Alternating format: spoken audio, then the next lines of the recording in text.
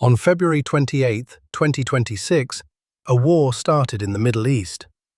9 days later, a gas station sign in Seoul showed regular gasoline at 2,295 won per litre, a price the city hadn't seen in nearly 4 years. 4 weeks after that, South Korea's finance minister stood in front of cameras and told the country the exact oil price at which he would ban private citizens from driving their own cars on certain days of the week. He gave the number, out loud, in public. $120 to $130 per barrel. By the end of this, you'll understand exactly how a distant war becomes a decision about whether you can drive to work on Thursday. And the last part of this story, the part about the license plate on your car, is the piece that changes how you see oil dependency forever. So pull up a chair. Let's follow Koo Yoon-chol through the worst 5 weeks of his tenure. Here's the thing about South Korea's exposure to oil. It's not just high, it's almost total. South Korea imports essentially all of its fossil fuels. The OECD puts domestic fossil fuel production at roughly 1%. 1%. The country ranks as the 5th largest net oil importer in the world, and around 70% of its crude comes from the Middle East specifically. So when the Strait of Hormuz, the narrow waterway that is the effective exit valve for Persian Gulf oil, begins to choke, South Korea doesn't just feel it, it absorbs it directly. And the strait choked hard.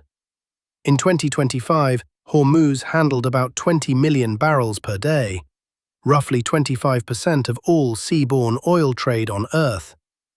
After February 28th, flows through that passage fell to less than 10% of pre-conflict levels. Not down by 10%, down to 10%. Brent crude hit $107.54 per barrel on the morning of March 9th, up nearly 15% in a single session.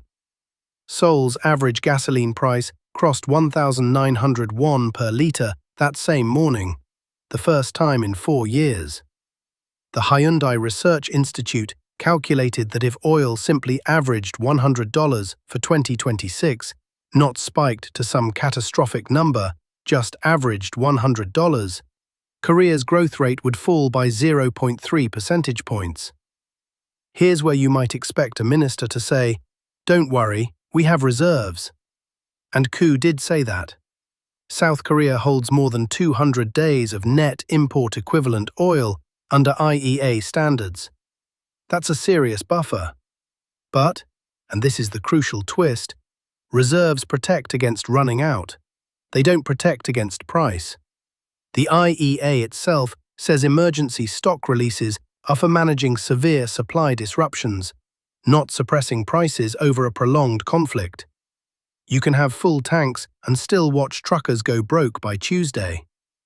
So on March 6, Koo Yoon-chol, finance minister of the world's 13th largest economy, drove to a gas station in Daejeon and stood at the pump. Not for the cameras, to inspect prices, supply conditions, and distribution in person. A man who spent his career reading budgets, standing in front of a number on a sign, because that's where the macroeconomics actually lived. Full tanks, empty margin. That's the trap. Now here's where it gets interesting, because Koo had options, and every single one of them hurt someone. He could let prices pass through and hope the shock faded. The clean, market-respecting choice. The problem, the people with the least buffer get hit first. Truck drivers, delivery workers, farmers, fishermen. The groups Koo himself named on March 11th. Their operating costs are fuel. When Brent crosses $100, their margins don't shrink. They invert. He could spend aggressively and cap the pain. And he did. The government pushed a 25 trillion won supplementary budget, about $16.6 billion, through the National Assembly to help small businesses and vulnerable households.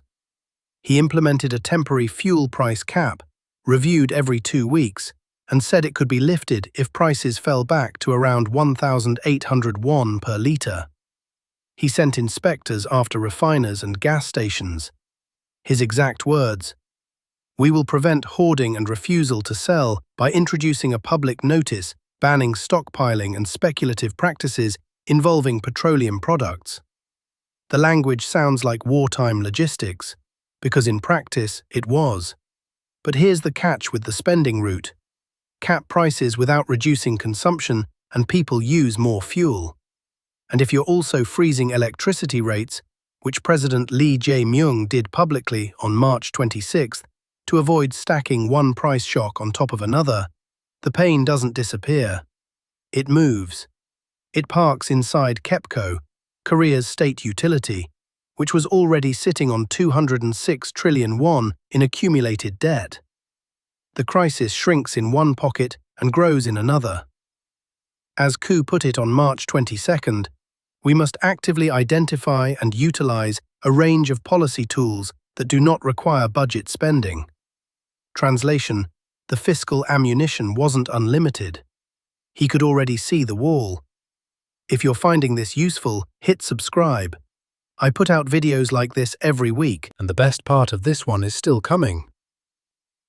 Okay, remember how I said there was a number? Here it is.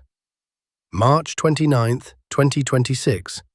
5 weeks into the crisis, Koo stated publicly that if global oil prices climbed to $120 to $130 per barrel, the government would raise the National Resource Crisis Alert to Level 3 and extend the mandatory 5-day vehicle rotation system from the public sector to private citizens.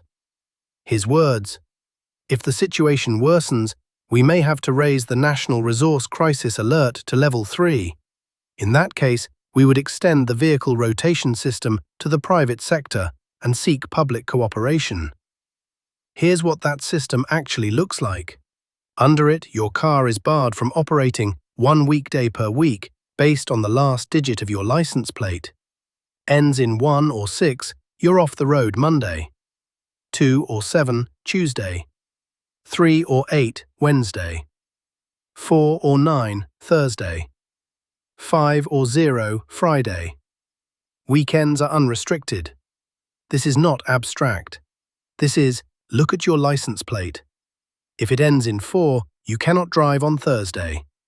Not because of snow, because a conflict in the Persian Gulf tightened global supply enough that a government is rationing your mobility by the last number on your car. And here's the deepest part of this whole story. The IEA released 400 million barrels on March 11th, the largest emergency stock release in IEA history. The next day, Brent climbed back above $100 anyway, touching $101.53 intraday. The biggest coordinated international intervention the agency had ever attempted bought time. It did not close the Strait. The IMF's managing director noted that every 10% increase in oil prices, if persistent through most of the year, raises global headline inflation by roughly 40 basis points and trims global output by 0.1 to 0.2%. Brent had risen 34% in a single session. Korea gets 70% of its crude from the region that just went dark. Koo wasn't gesturing at a hypothetical when he mentioned $130. He was one bad week away from it. Once you see what the license plate system represents, the moment when reserves run dry, budgets hit limits, and price caps stop being enough, you can't unsee it. Modern oil dependency isn't just about price and production, it's about behavior. When every other cushion is gone, governments ask citizens to change what they do. The rotation system is the last tool in the box, because it's the only one that actually reduces demand without spending more money. So there it is. South Korea had 200 days of reserves and was still contemplating car rationing. The largest stock release in IEA history didn't hold the price. And the finance minister, standing at a pump in Daejeon, couldn't stop the war, couldn't reopen the Strait, and couldn't make his country less dependent on Middle Eastern oil overnight. He could only decide which of 3 impossible things to ask of his country: more inflation, more debt, or less driving? And the honest answer was probably all three. If this one made you think, share it with someone who'd want to see it, and subscribe so you don't miss what's next.